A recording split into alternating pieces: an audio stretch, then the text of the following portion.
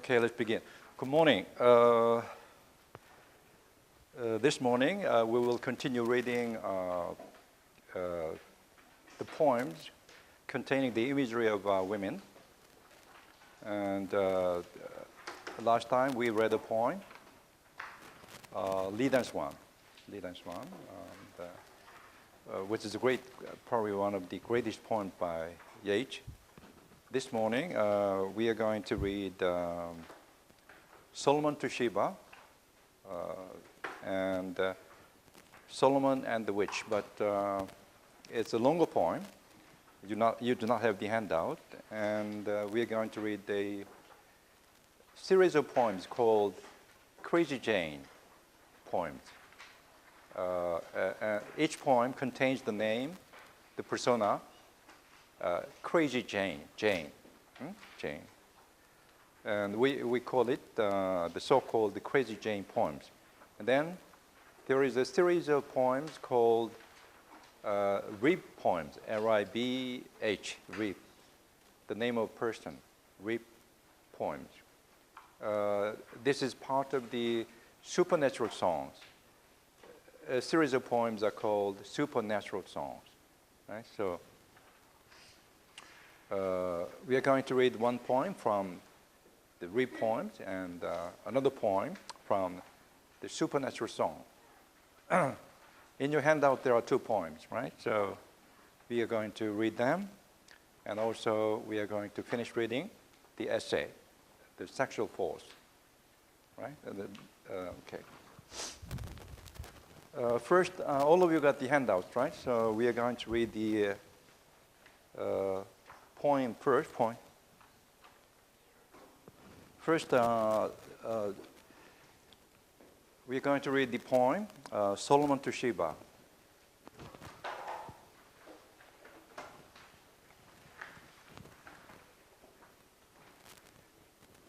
Solomon to Sheba, sang Solomon to Sheba, and kissed her dusky face.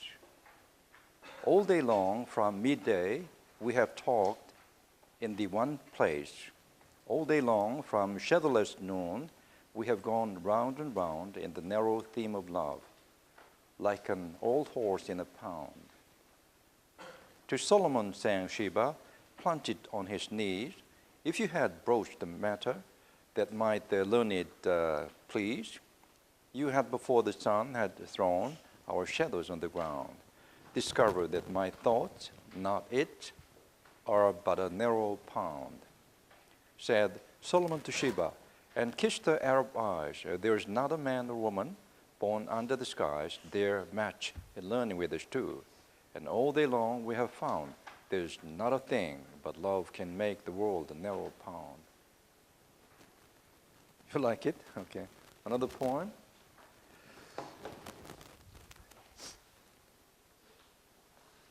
Along with the Sheba poems, we are going to read Crazy Jane poems, and then a series of poems called Rib poems. Okay, first, Crazy Jane talks with Bishop. I met the bishop on the road, and much said he and I. Those breasts are flat and fallen now. Those veins must soon be dry, live in a heavenly mansion, not in some foul sty. Fair and foul are near of kin, fair needs foul, I cried. My friends are gone, but that's the truth. Nor grave, nor bad denied. Learned in bodily lowliness and in the heart's pride. A woman can be proud and stiff when on love intent, but love has pitched its mention in the place of the excrement.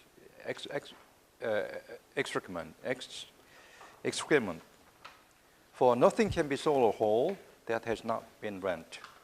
Another poem is Rib in Ecstasy. Rib in section 3, Rib in Ecstasy, is one of songs called the supernatural songs. Rape in ecstasy. What matter that you understood no word?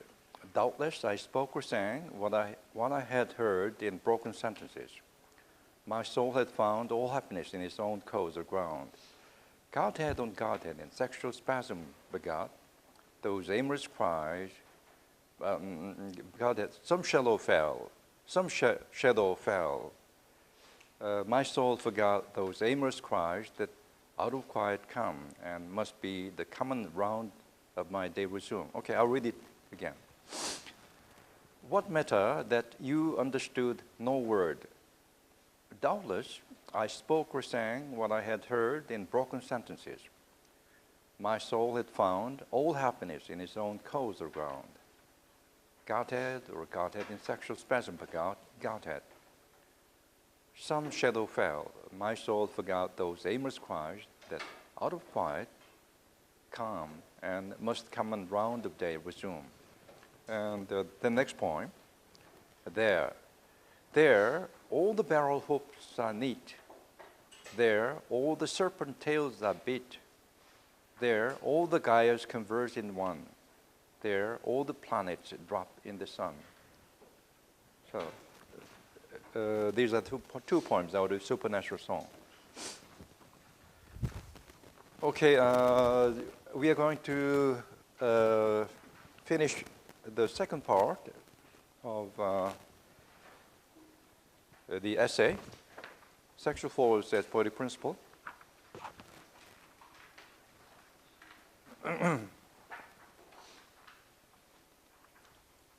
Page 190.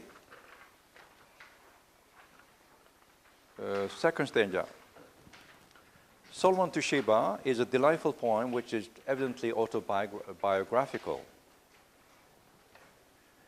Do you know who Solomon is? The king, Solomon King. King Solomon. And Sheba? Who is she? You don't know? Huh? Okay. Queen. Okay, let's have a look. Who is Solomon?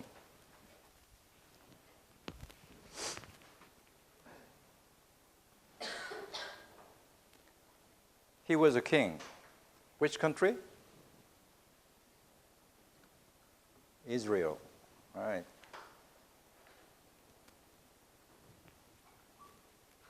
Okay.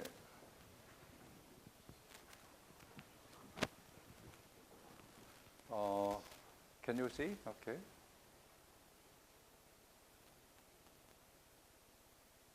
Solomon. Okay. It isn't working.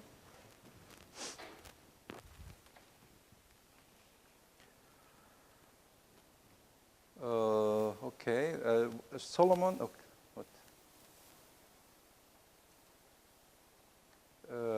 What? Was according to the Book of Kings, a king of Israel and son of David, right? Son of David.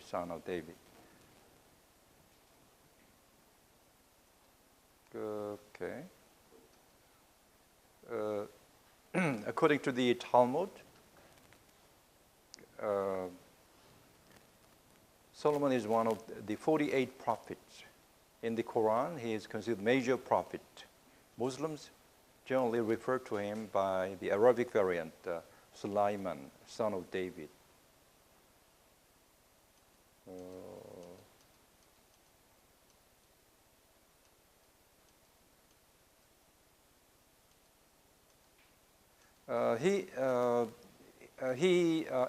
He was considered wise king, right? Very wise king, and wisdom, right? One of the qualities most ascribed to Solomon is his wisdom, right? So I said Solomon to Sheba is a autobiographical point, right? So Solomon must be compared to what? Himself, H. Sheba, who is Sheba? His wife, George, right?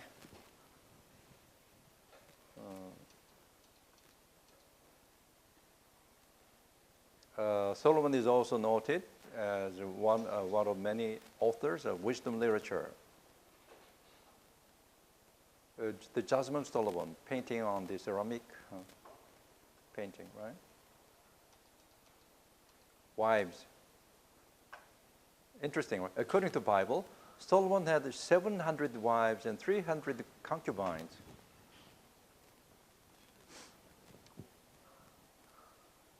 The wives are described as foreign princesses, including Pharaoh's daughter, women of Moab, Ammon, Sidon.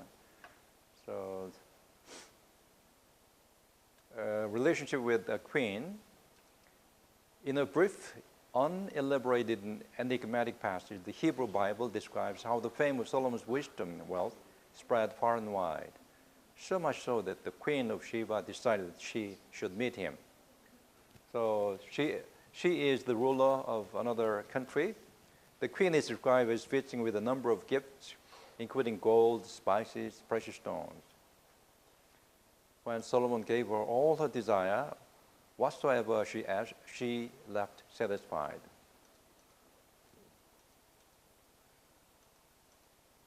They had a relationship, and they gave birth to a son, and their son became the ruler of country.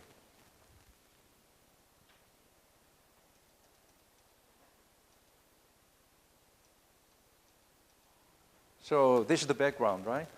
And Yates is the Solomon, the king, right? In this point. Okay, second stanza, second paragraph. Solomon to Sheba, this is a poem by Yates, is a delightful poem which is evidently autobiographical. Yates married George Idleys in 1917 at the age of 52, and she was 25. And the poem appeared in the Little Review on October 1918. As one of scholars, Jeffers says, Solomon and Sheba occur as symbols of perfect love in the 1909 to 12 diaries. And this is a poem symbolizing the present relationship of the poet and his wife. The image of Sheba is now totally different from the image of the queen in The Cap and Bells. This is one of Yeats' earlier poems, very mysterious poem, beautiful poem. Or that of the latter-day Helen in No Second Troy. We have already read this poem, No Second Troy. Instead of an opposition between Solomon and Sheba, exists a charming pulling together. Right? Not like in Lead and Swan. There is neither tension nor heart trembling, nor souls waiting, nor love's frustrated affirmation. The dialogue between Solomon and Sheba circles lightly and lusciously in a narrow pound, as we have just read, in a narrow pound. Pound means, what does a pound mean? Yeah, animal shelter and clothes, like prison pound, right? Yet, the circle imagery expands more and more with the power of love, finally encompassing the whole of the world and winding up with love's transforming the whole of the world. In the initial stanza, Solomon established the circle of their imagery as a pound, where an old horse is put, where Yates was married. When Yates was married, he was 52. The lovers, close with the theme of their love, are circled in a narrow fence, in a narrow pound, in a fence. In the second stanza, however, Sheba says, my thoughts are the narrow pound, not just the place where they talk. Then both the lovers know the wisdom of love's circle. There's not a man or a woman born under the skies dare match in learning with us too. How dare could he say this, right? Actually, they were doing automatic writing, right? Yates' attention was being paid to another woman, Maud Gonne, and his wife, George, decided to pretend to talk with God, right? And then Yeats got interested, and he asked many questions. How long? How many questions? Thousands of questions over a period of 7 years. And she was tired, right? And she was speaking in sleep, right? Later on. So the result of the automatic writing is a vision, right? I translated the whole book. And all day long, we have found there's not a thing but love can make the world a narrow pound. Love is not a trifle matter. It is, in fact, the soul's way to discover the superior wisdom of the bodies. The timeless moment of perfect sexual union is when lovers find their true images resembling God's image in each other's. Yeats's concept of physical union draws on Eastern philosophy. In the tantric philosophy, a man and woman, when in sexual union, transfigure each other's images into the masculine and feminine character of God. The man seeks the divine self as present in the wife, the divine self as present in the man. As F.H.C. Wilson says, Solomon and Sheba also transfigured themselves in the divine images. The women's calmly exciting mood struggles suggest that Yeats, who wooed a proud woman, not kindred of his soul, and suffered, meaning Maud Gonne, right, finally finds contentment in the bride bed as in Solomon and the Witch. This is another point. Maybe the bride bed brings despair for each an imagined image brings and finds a real image there. Yet the world ends when these two things, though several, are single light, when all in week are burnt in one. Therefore, a blessed moon last night gave Sheba to her Solomon. The night has fallen, and not a sound in the forbidden sacred grove, unless a petal hit the ground, nor any human sight within it, but the crushed grass where we have lain, and the moon is wilder every minute. Oh, Solomon, let us try again. Very essential, right? Point, right? Contrary to Bernard Levin's assertion, the image of Shiva and Solomon and Shiva does not seem to be composite. She is neither fairy-like nor Niam.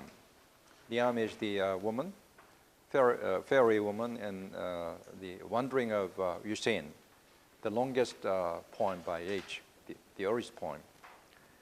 Nor remote and demanding as the queen in the Cabin Bells, nor impersonal and mythic as the Helen figure.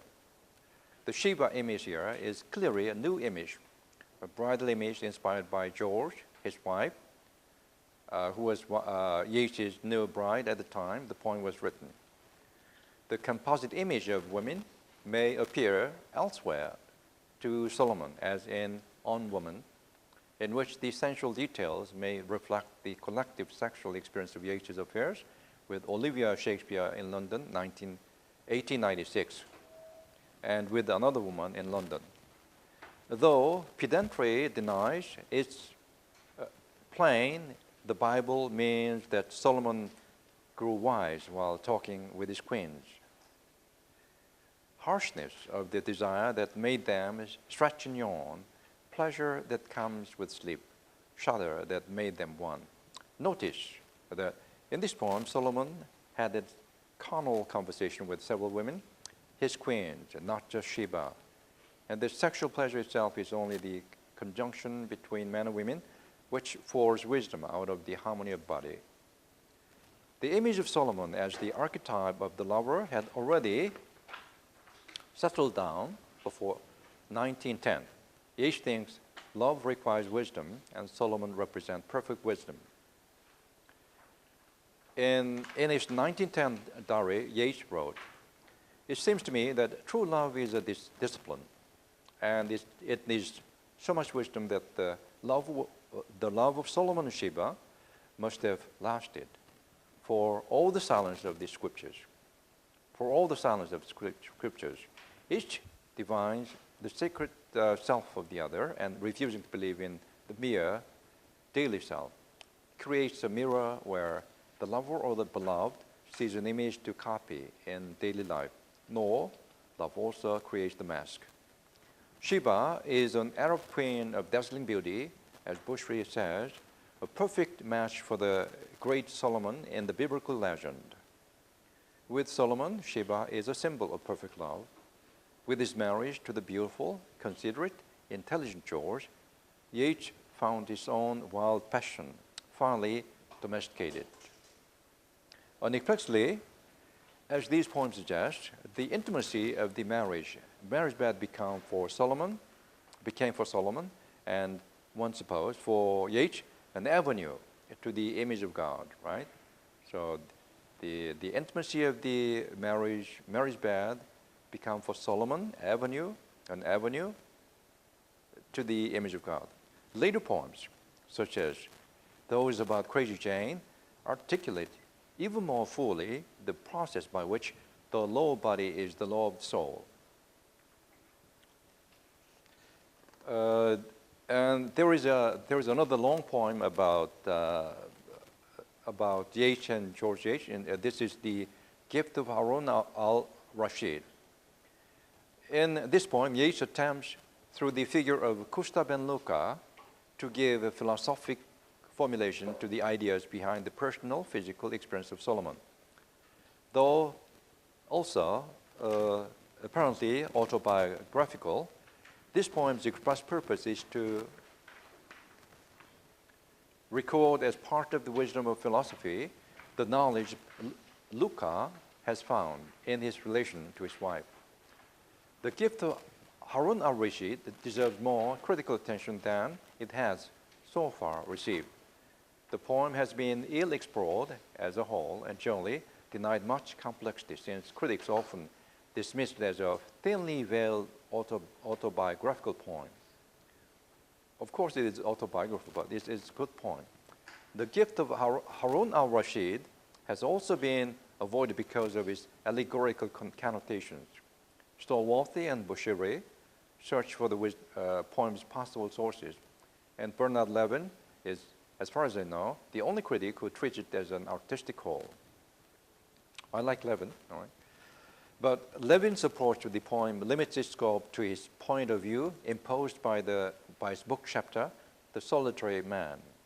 Stallworthy labels the poem as something of a mystery, for neither style nor setting link it with any other poem that Yeats ever wrote. Strange, right? Actually, it's Yeats' poem. This assertion is a bit too broad to be accurate. The lucidity of his style is like the style Yeats used in The Wandering of Yusheng, the Uri poem. And exotic settings similar to the poems are found in Yeats' later poems, such as Solomon and Sheba poems, as well as the Rip poems. The poetic form and substance of Yeats' later poetry are characterized by both their simplicity and their complexity. His later poetry in general looks simple but is rich both in meaning and in complexity of form. The Gift of Harun al-Rashid is a long poem of 193 lines. Its form is an epistle, letter, written by Kusta ben Luca, a court poet, to his fellow roisterer once, Ab al-Rabban. The content poem is instruction to the receiver about how to keep the letter for later generations, lines 1 through 19.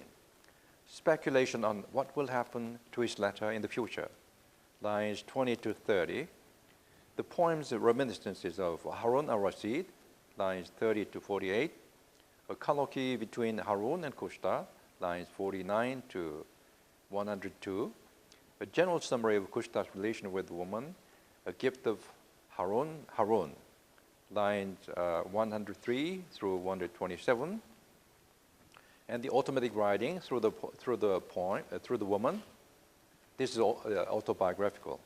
Lines 128 through 160, and 7 years of search for wisdom and arrival at truth. lines 161 through 193. The epistolary form Yeats adopted to discuss his philosophy of love and wisdom allowed for expansive expression without the constraints imposed by his more usual poetic form of that period. According to Salworth's detailed study of the manuscript, Yeats's revision focuses largely on the words and turn of phrases, not on the poem's form, as it had been seen in poems like Leda and the Swan. Stallworth's observation of Yeats's manuscripts of this poem illustrates how relaxed Yeats was and how rapidly he composed the poem, much as he would write a letter to a close friend.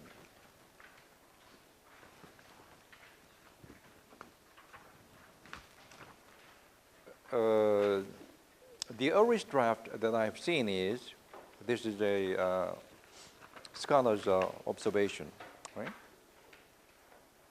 Stallworth is between the lines. It's his book. The earliest draft that I have seen is written untidily and with a thick, freely flowing nib on 10 loose-leaf sheets.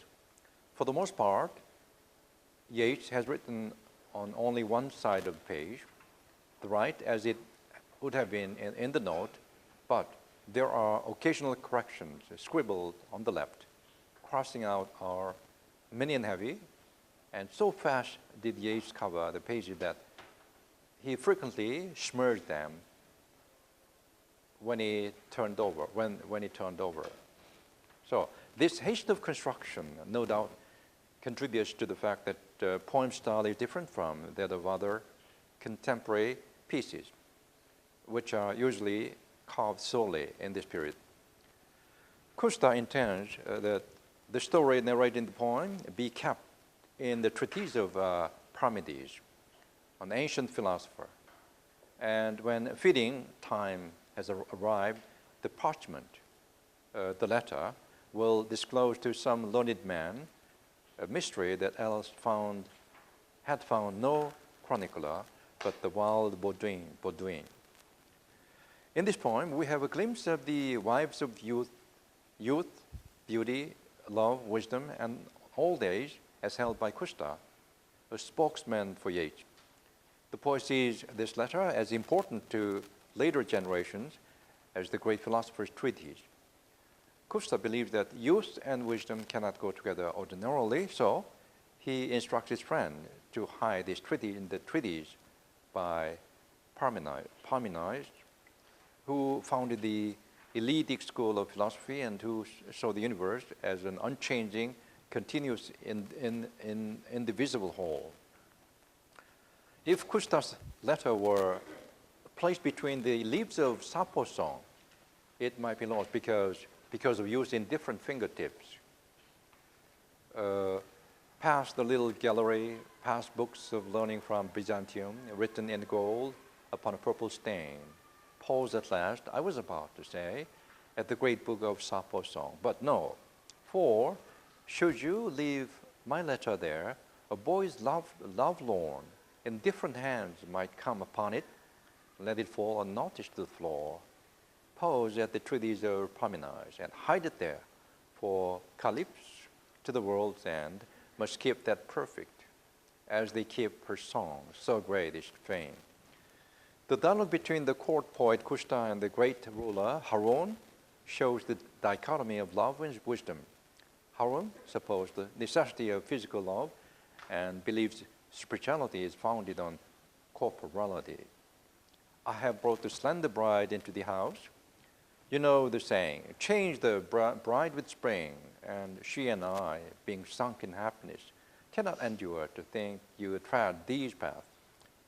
When evening stirs the jasmine bough, and yet are brideless. In answer, Costa says, but what matter if our souls are nearer to the surface of the body than souls that start no game and turn no rhyme? The soul's own youth and not the body's youth shows through our lineaments. Our candle's bright. My lantern is too loyal not to show that It was made in your great father's reign. There is a beautiful imagery of soul and body in this passage.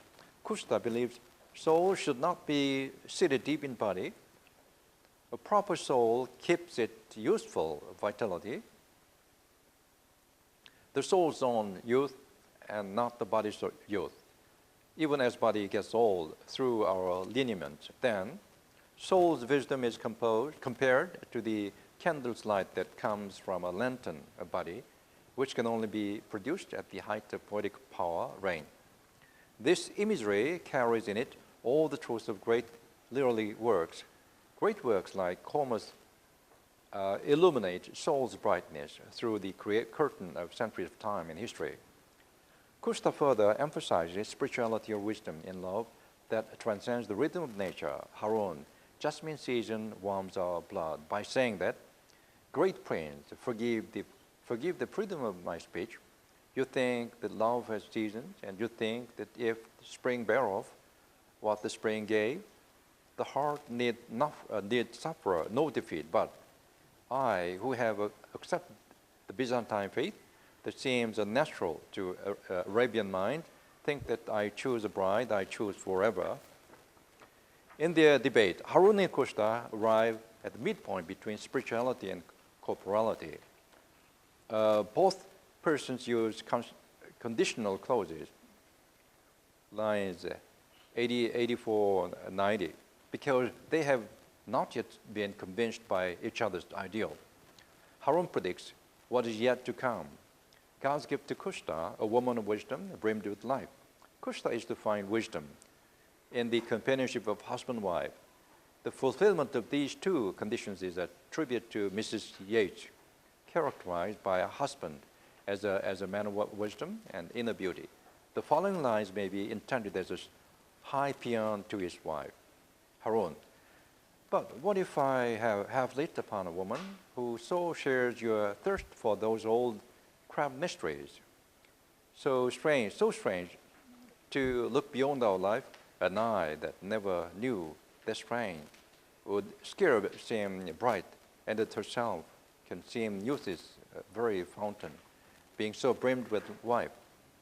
Kusta, were it but true, I would have found the best that life can give. Companionship in those mysterious things that make a man's soul, a woman's soul, itself, and not some other soul. The dialogue concludes with Harun's praise of love that is changing and in continuous war, as well as of human instinct. A man's mockery of the changeless soul. This philosophy of love foreshadows the crazy Jane point, that love must needs be in this life and in what follows, unchanging, at peace, and it is right. Every philosopher should praise that love. But I, being none, can praise its opposite. It makes my passion stronger, but to think like passion stirs the peacock and his mate, the wild stag and the doe. That mouth to mouth, is a man's mockery of the changeless soul. The latter half of the poem is often regarded as thinly disguised autobiography, because it is easy to identify Kusta and his love with Yeats and George. I nevertheless find this section as beautiful as the first half of the poem, or most of Yeats' early or middle period poems. The images of Montgomery and George are condensed in a few simple words which recall the many images also with them. And thereupon his bounty gave what now can shake more blossom from the autumnal chill than all my bursting springtime knew. The woman who changes his life in art is a girl who, perched in some window of a mother's house, had watched my daily passage to and fro. She is the image of George. Kusta questions himself whether she is dazed by his stark mystery, wisdom. If she is in love with him, if the divinity, the torchlight of that mystery, has picked out for him light and shadow. His questions recall those raised in Leader's one. The image of light and shadow is that of husband-wife companionship. Yet, was it love of me, or was it love of the stark mystery that has dazed my sight, perplexed her fancy and planned the care? Or Did the torchlight of the mystery pick out my features in such light and shade? Two contemplating passions chose one theme through sheer bewilderment. The moment arrives when all of Kusta's doubts have been eased and his love for her affirmed. The girl surprises Kusta when the voice of wisdom that Kusta has longed for is heard one moonless night. Her voice expounds, "What's bowed on our shoulder and made pale your cheek?" This is the beginning of the automatic writing, right? Upon a moonless night, I sat where I could watch her sleeping form and wrote by my candlelight, but the form moved, and fearing that my light disturbed the sleep, I rose that I might screen it with a cloth. I heard the voice, turn that I may expound. What's about your shoulder and made pale your cheek? Okay, I'll skip. Kusta's wonder at the voice, which speaks through her, mirrors Yeats's response to his wife's occult visitation. Yeats himself was puzzled over the source of wisdom. Kusta, in the poem, believes that the girl is ignorant of the wisdom of desert Digenes. Her mouth murmured. Yeats, in his vision, offers an explanation of where it comes from. The quote is from A Vision. I have heard my wife in the broken speech of some quiet ordinary dream use tricks of speech characteristic of the philosophic voices. Sometimes the philosophic voices themselves have become vague and trivial or have in some other way reminded me of dreams. Furthermore, their doctrines suppose the resemblance. For, one said in the first month of communication, we are often but created forms. And another, their spirits do not tell of man what is true, but they create such conditions, such as crisis of fate, that the man is compelled to listen to his daimon. And again, they have instituted that the whole system is the creation of my wife's daimon and of mine, and that it is as startling to them as to us. Mere spirits, my teachers say, are the objective of reflection and distortion. Reality itself is founded by the daimon in what they call, in commemoration of the third person of the Trinity, the ghostly self. The blessed spirits must be sought within the self, which is common to all. Muses resemble women who creep out at night and give themselves to unknown sailors and return to talk of Chinese porcelain, where virginity renews itself like the moon. The muses sometimes form in those low haunts their most lasting attachments. Yeats here clarifies that the system is the creation of my wife's daimon and of mine. Yeats, in real life as well as in this poem, appreciates his wife's role in the creation of truth and views wisdom as the result of their mutual love. Their love provides the particular quality which makes concrete the philosophic abstractions of thought. The voice has drawn a quality of wisdom from a voice's particular quality, the signs and shapes. All those abstractions that you fancied were from the great treatise of Parmenage. All those gyres and cubes and midnight things about a new expression of a body, drunk with the bitter sweetness of youth. In closing the narrative, Kusta declares, now my utmost mystery is out. Kusta realized that wisdom comes from within and that he can achieve it only by listening to his wife's inner self, her daimon. For wisdom is articulated fully only through the harmonious union of man and his wife. The daimon is the voice from within, conscience, higher self, or some divinity connected with the self. True wisdom comes from within and through the unity in love, not from without or in isolation. A woman's beauty may be torn away at any time in a storm. The mind, not dazzled by the outer appearance, can grasp the significance of what is spoken within. A woman's beauty is a storm-tossed banner. Under it, wisdom stands, and I alone, of all Arabia's lovers, I alone, nor dazzled by the embroidery though lost in the confusion of his night dark folds, can hear the armed man speak. The gift of Harun al-Rashid is more than a mere autobiography, full of meaning and rich imagery. It is clear that it is a praise to his wife. Yeats expressed his new ideal of the wholeness of body and soul. Then I discussed Crazy Jane poems. Okay, I'll stop here. We'll take 10 minutes break. Thank you.